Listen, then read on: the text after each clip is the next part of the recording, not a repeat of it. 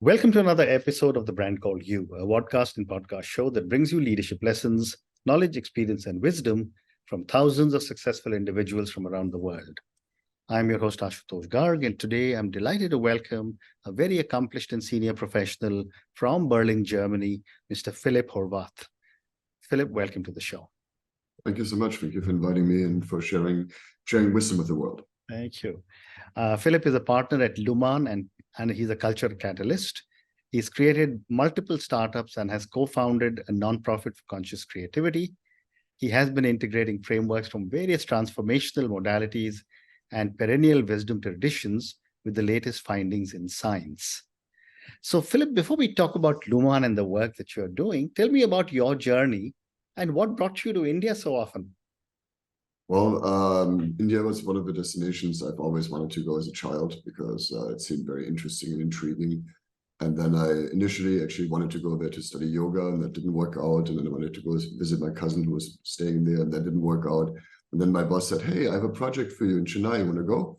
And so I ended up doing some work in Chennai for ISOF back in the day, and did a project there for a few months and got to see India for the first time and fell in love immediately. And ended up staying some months in Auroville, down in the south and near Pondicherry. And then came back years later because my friend was organizing an arts and culture event in Delhi, contemporary arts and culture festival, which was one of the first at the time even. And she said, come see this. And so I came to see it, and it was beautiful, and I fell in love again. And then ended up staying in Delhi for a moment and worked there for a bit, and then worked in Bangalore for a bit. And traveled, a little bit up towards Himachal and Arunachal Pradesh, and I just love the country, and I owe a lot to it. Maharaj has taught me a lot, so I'm very grateful. Thank you. So, Philip, let's talk about LUMAN now, and you are providing frameworks for leaders of the future. How do you define companies who are dedicated to creating the future and committed to leaving a legacy? Well, if you think about the reasons of why you have a business, most people would say to make money for your stakeholders, right? And at this point, we become aware that stakeholders are a very, very limited group, and really it's shareholders and stakeholders is really everybody in this world. But the planet is one too. And we're beginning to see some of the drastic weather events that are happening. Last year there was birds falling out of the sky in India, and here in Germany it's 40 degrees Celsius, which never was the case when I was a kid. So we know things are changing there. And at this point, you can't deny that we're all part of this, right? Every one of us is part of that problem, right? If you're not part of the solution. And so I think, future forward companies are the ones that are recognizing that making money absolutely is necessary for your business, because otherwise you don't have a business.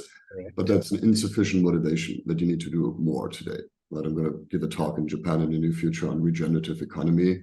It's really all about looking at how can we make business a force for good in the world, right? How can we actually create the future using the vehicle of business rather than making money its own purpose. And even studies from McKinsey, for example, show that if you just look at the KPIs of our business, just look at the financial metrics, then our product quality and service quality erodes. Right? So we create crappier and crappier products with less and less happy and less healthy people, and that doesn't seem to be good for anyone, not for the people and not for the planet. Right? And so I think really future-oriented businesses are the ones actively wanting to create the future through their work. Thank you. And how do you envision the future of work in the next decade? Well, I mean, it's going to drastically change. I think the key thing is that whatever has been repetitive and automated can be automated. But if you think about, we've already advanced with machines. We have robots in our factories today that build cars much faster than humans can, right? And we're going to have more and more of these robots. And now we have the addition of generative AI, of IoT, right? And the conversions of those technologies is going to actually obsolete any repeatable process in a company that's based on rational decision-making.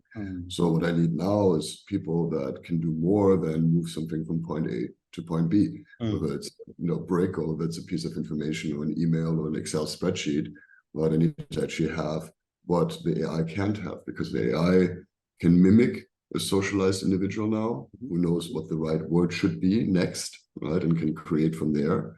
But it doesn't have autonomy. It doesn't have a self-offering self. It has values and cares. And that's where the human advantage lies, and where I think that the work of the future will be focused much more on these higher human capacities like creativity, imagination, problem solving, and also on the values we want to then make sure are represented in the variables in our algorithms.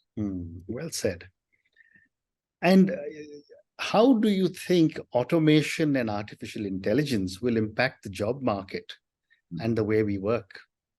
Well, we have that in-between time we have to figure out how to get through, right? Because we have essentially about 65% of the adult workforce who are still looking for an external authority to tell them who to be. Right? They're still looking for their job description and saying, hey, then my boss said I should do this, therefore I'm doing this. Now we need people who are actually doing this because they want to, right? Because they see that it's the right thing.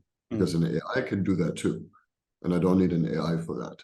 Right? And if I think about like a lot of the jobs that today are marginally, technologically feasible, they will be feasible technologically very soon to replace. Right? It's especially going to be the higher cost jobs, right? Financial advisor, lawyer, doctor, a lot of the things that, our parents told us would be the good jobs.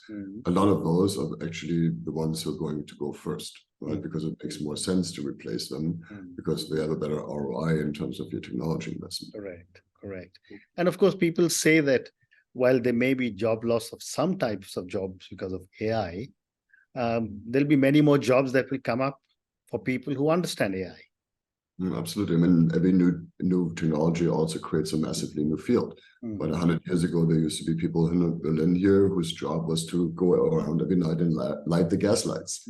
We don't have those jobs anymore, right? And we're going to have a lot of those office jobs that are essentially just doing that, right? Like making someone's candle shine bright. We don't need those office jobs anymore either. Right? And so it's not that all jobs will be replaced by AI, but people who don't use AI will be replaced by those who do. Right? And so every job, like in the last 3 months, for example, I've like 3x'd some of my output just using ChatGPT for like menial tasks, and not just menial tasks, even things like I need to teach a workshop for 2 hours. Go make me a rough outline based on the previous one that I'd given you before. And so it knows a little bit about me by now. And each of my ChatGPT chats, I have experts essentially. I have my copywriter who knows my blogs. I have my marketing writer who writes my website copy. Right, I have my Michelin star chef, giving me suggestions as to what I could do with the food in my fridge right now. So I'm beginning to use these tools and seeing how much time it frees me up. Right, it used to take me 3 hours to write a blog. Now I can write it in 30. And it's still my voice and it's still my message. Right, but I can save myself a lot of the menial tasks with that. And I think this is the promise of what AI can do for people in their work. Correct. And, when you talk coaching, my next question is, how can coaching support individuals in adapting to new technologies and in the changing work environments? Well, I mean, coaching is a big word, so people define it very differently. For me, the idea of coaching is that it supports you in thinking who you want to become next and figuring out how to get there or what's in the way. Right? So if I have a vision of who I want to become, right, a coach's job for me is to essentially support me as an individual in reaching that goal. Right? And so it's a very forward-oriented, future-oriented tool for self-cultivation. Right. And we all know how easy it is to break our promises to ourselves, right? And to not be accountable. Like we say, oh, we want to do this, and then we don't. Right? And having someone on your side, whether it is a coach or a mentor or guru, whatever person that you trust that actually is more interested in your personal development than the relationship, it's a good thing to have. And I think in this change of work, to ask yourself the question, who do I want to become next? Right? And have someone help you figure out the steps there can be really helpful. Well said. And what, in your view, are some of the challenges and opportunities that arise from the gig economy and freelance work? Well, I mean, the biggest challenge, honestly, is mental health. I think it is, people underestimate what it takes to be a freelancer. But it sounds romantic. You can work from anywhere, work anytime, be a digital nomad, all these cool things that come with being freelancing, right? But freelancing also means that you spend a lot of time in business development and the brand called you, right? You have to continuously create that brand. You have to be out there. You have to be visible so people can find you. You have to take care of the people who've already found you and take care of that community. Right. And really the uncertainty of it is really stressful, right? Because you don't know, right? If you have a job and you get your paycheck every month, you're going to be fine for as long as the company decides that you're valuable. If you're a freelancer, sorry, go ahead. No, go ahead, please. I was just gonna say, if you're a freelancer, you go have ups and those downs are pretty brutal sometimes. You know, I mean, one of my first startups, I lost all of my life savings because I thought, oh, I'm gonna keep it one more month. It's gonna be it. And I never made it. Right. And next thing I know, I was this close to homeless, and only because I had so many good connections in the world did I not end up in the street somewhere. Right. And so it can be very, very stressful to be in that world. And so I think that's really the key, is to learn how to deal with ambiguity, learn how to deal with uncertainty, make sure you take care of yourself. You know what I mean? I think self-care is one of the key elements there, because nobody's doing it for you. Nobody decides that you should go on vacation. Like I'm taking my first real vacation this summer. It's the longest I've done my whole adult life. Right? And it's only 3 weeks, but I'm like, I finally have the time to do 3 weeks off, or 4 weeks nearly. You know what I mean? I never had that ability because I always had to either work, I either had the time or the money, right? But not both. So I learned that you have to create some good rituals for self-care here. And do you see this whole gig economy, which started, I think, primarily because of COVID? Do you see this becoming institutionalized and the young moving more and more to multiple jobs? No, I think that actually was a trend that was already there before COVID. I mean, people like me have been doing it for 20 years in a way.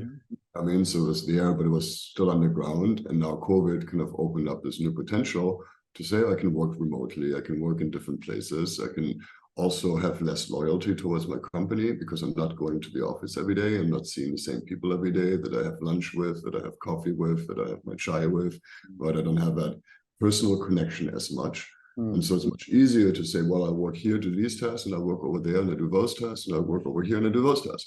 And what has also changed is, because we have different technology available to us, we can individualize things more. Right? In the last century, we've kind of stretched the spectrum, where before the smallest unit was family, and the largest was globalization. Now we stretch the spectrum to individual and planet. Right? Because now suddenly I can order my own customized sneaker shoes online. And everybody expects that I can also do that with my job. Right? I can also create my own custom experience for my life, because maybe my family is my priority, maybe my sports are my priority, maybe my whatever traveling is a priority, whatever it might be for you. You can now create your own journey and your own adventure, because the barriers to entry are much lower. To create a business today is much easier. To create a website is done in 5 minutes with AI, among other things, right? So you can create things much more easily and have much less, friction in terms of living this life, right? But you also, with much freedom comes much responsibility, then have to figure out how to manage all that.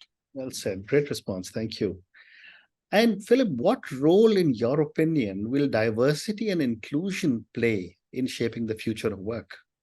Well, I think it's ridiculous for it not to be a given in some ways, right? Because we're on this planet, and as far as I'm concerned, there's 8 billion people here. Right? As a kid in first grade, we learned about set theory in math, right? Where you have the set of all round things, or the set of all red things, or the set of all squares or circles. And I realized as a 6-year-old that all designations are somewhat arbitrary. Right? I can make any subgroup I want. You know what I mean? Look at India, you could create a billion subgroups there, because, the village from there to there has different gods and different cultures and different customs, and they're so different, right? And I mean, people forget a country like India is as diverse as the US, right? If you think about how many languages you have, how many cultures you have, how many orientations and value systems. Correct.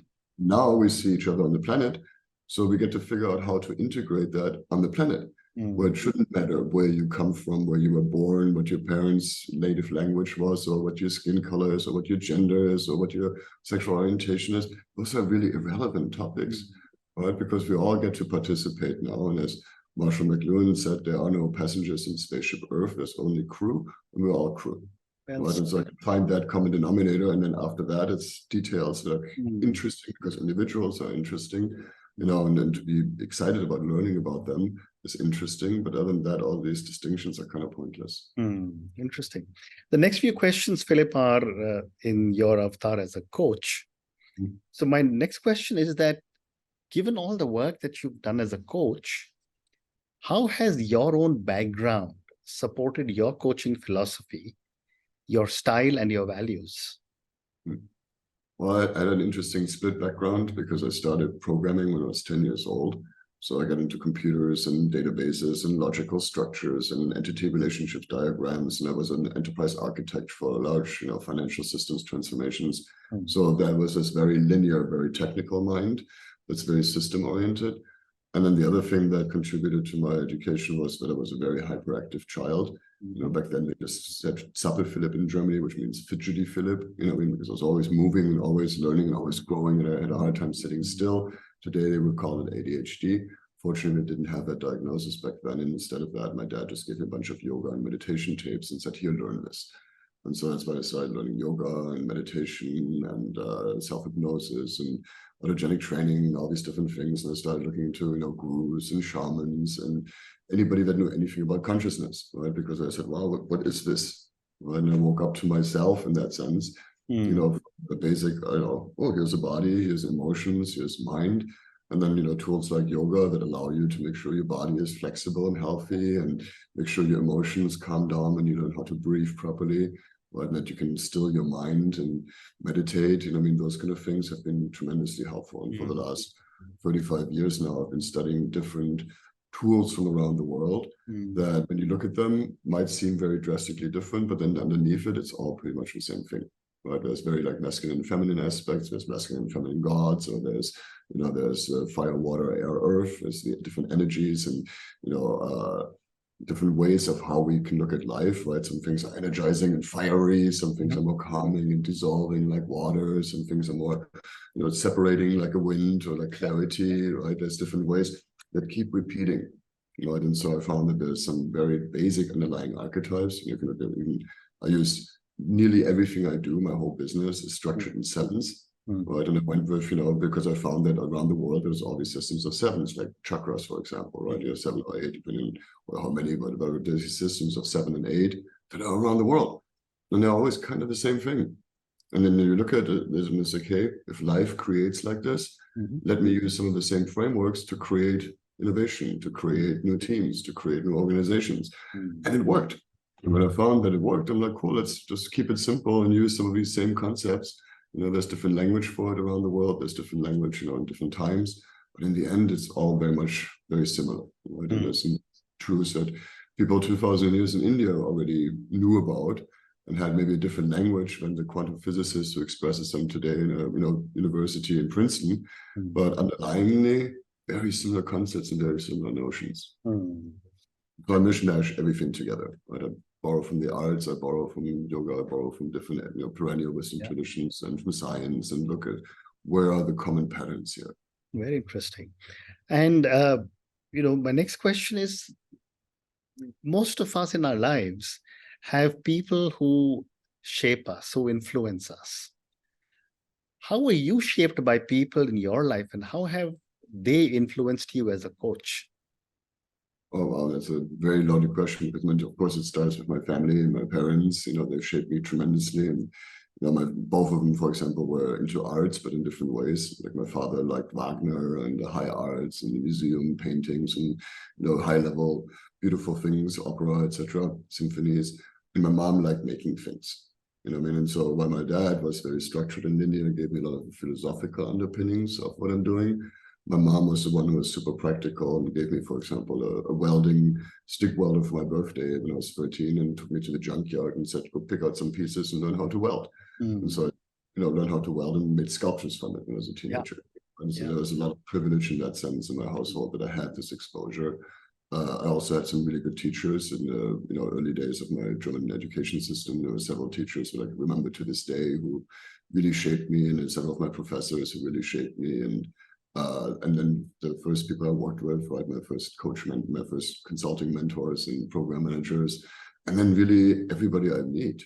For me, every individual is an adventure. Every individual, like you were just sharing a little bit of your story earlier, and I have 1,000 questions too. I'm like, wow, you did all this. How cool is that? And what drives you, and what motivates you, and what excites you, right? And learning from that from people. I'm learning from everybody I meet now, right? Because I look at every interaction I have as a potential for transformation, for mutual transformation. Right? I go into every conversation with who could I become here? And I also go into who could they become? And so I always assume the highest and best for them of who they could become, and the highest best of what I could become. And then every interaction, even if you go buy a sandwich, can become something that uplifts you and uplifts the other person and makes this world a better place. Correct. Wonderful. Philip, I have time for two more questions for you. The next question is on culture. And, you understand culture well. You're a coach. We all come from different cultures in our families, in our communities, in the companies that we work in, from the countries that we are in. My question is, how does culture impact coaching? Well, I think everybody has different, triggers of, for example, let's take shame. Yeah. Right. But up as a kid, what is our orientation? Is certain things okay or not okay? Right. Or my, focus on myself versus the community. But if you look at, for example, India, there's still a lot of people who grow up and the family is more important than them as an individual, right? Because it's all about the family, making sure the family is okay, right? And similarly, in America, right, there's this, you can be anything, you will be a star, you will be super special. Right? And there's this very, individualistic focus. Yeah. Underneath that, I think if you think about it, culture, for me, the easiest word, because it's such a big word, for me, culture is how we do things around here, right? And how we do things around here is different in every family, in every team, in every organization, in pockets of the organization, right? There's all these little subcultures that decide on how we do things around here. Right? Even with ourselves, we have our own cultural operating system. I grew up in Germany, but then I lived in America and I lived in 20, 30 different countries in the world. I lived in India for a while, and they have all shaped me, right? I was just laughing the other day when it was really hot here, when I was putting on my lungi, and I'm in my shirt from LA, my Mexican shirt from LA, and I'm like, wow, you can take the boy out of LA in India, but you can't take the India or the LA out of the boy anymore. I've already become some of this now, right? Yes. There's India inside of me all the way to, if you think about it, around the world, we all have mouth and we all have another hole at the end. In between, we have a 30-foot long worm, right, with about 1,200 different species who live inside of here. And an individual human is already a complex cultural entity, right? And the more we understand that for ourselves and are kind to ourselves around that, and compassionate with our own quirks and idiosyncrasies and kind of weird things that we all do, the more compassionate and kind we can be to other people. Very well. Right? Everybody just wants to take care of themselves and their family. Well, right? In some ways, they might have weird ways to do this, but everybody has different ways. Correct. Well said. And my last question, Philip, and this is for the many, many people who will listen to our conversation. What would you say are 3 lessons you would like individuals listening to our conversation, wanting to thrive in the future of work, to take back from our conversation, from your vast understanding? Well, I think if I can sum it up, I would say self-care, self-regulation, and self-cultivation. Right? Make sure you take care of yourself, because if you don't, take care of yourself, nobody else will. Right? Yeah. And depression happens. And I just had a friend who had burnout because he was taking care of his family and his wife and his kids and his employer and the project and the client, but not about himself. And then next thing you know, he was in the totally depressed and his body wouldn't function anymore because he needed deep rest, right? And so self-care is, I think, lesson number 1. Lesson number 2 is self-regulation. Learn to become your own dopamine programmer, right? Learn to become your own neuroprogrammer, because a lot of very highly paid people are paid to do that with you all day long. Go clicky, clicky, clicky, likey, right? And we have to learn, and also, upset you or move you with ridiculous political messages or whatever. Learn to control your own neurology. Right, through yoga, for example, right, through those kind of tools. Learn breathing, learn to calm yourself down, learn to excite yourself, learn to shape habits, right, so that you can then do the 3rd thing, which is self-cultivation. Always think about, who do you want to be next, right? Because you're not limited by your past, you're not limited by anything really, until you find out that you hit that limit. But go push that limit further and further. Really think about, who could you become one day. If you think about your last day of life, you're going to look back at this life and go, wow, what an amazing adventure. And I'm so grateful for all the work I get to do here, for the people I get to support, for the future I help create, right? Because we can either be victims of the time or creators of time, right? And I would say self-cultivation is really having a vision of yourself, of who you want to become next, not to judge yourself by, because then, of course, you would fail, because you're not that yet. But to appreciate, to motivate you every day, to be like, this is who I want to become one day when I leave this planet. This is the legacy I would like to leave behind. Fantastic. So that people speak my name for decades to come and say, what a wonderful thing that he was on Earth, or she was on Earth. Great response. Thank you. And on that note, and your 3 amazing lessons, self-care, self-regulation, and self-cultivation. Thank you, Philip, for speaking to me about your own journey. I was fascinated with how much time you have spent in India and how much you seem to understand India. Multiple cities in India, and of course, I love the way you referred to a lungi. Thank you for speaking to me about the future of work. Thank you also for speaking to me about different aspects of coaching. Thank you again, and good luck. Thank you for listening to the Brand Called You videocast and podcast, a platform that brings you knowledge, experience, and wisdom of hundreds of successful individuals from around the world. Do visit our website www.tbcy.in to watch and listen to the stories of many more individuals. You can also follow us on YouTube, Facebook, Instagram, and Twitter. Just search for the Brand Called You.